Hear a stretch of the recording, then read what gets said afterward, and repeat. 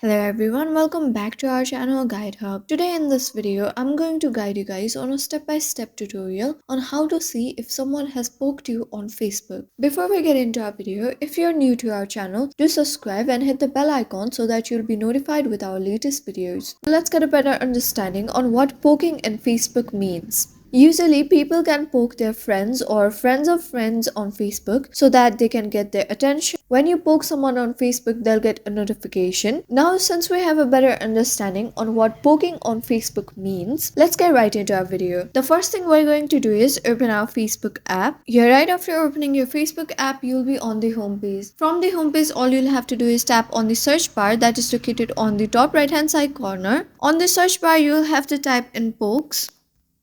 After you search for pokes, you'll be able to see our first option, that is pokes, and once you tap on it, here you can see all the friends that have poked you. If you prefer, you can poke them back by tapping on the option poke back that is written right here. And that was all for our today's video. That was an easy step-by-step tutorial on how to see if someone has poked you on Facebook. Thank you for staying to the very end of this video. I hope you found our video helpful. And if this video was helpful, don't forget to leave us a like. Have a good day.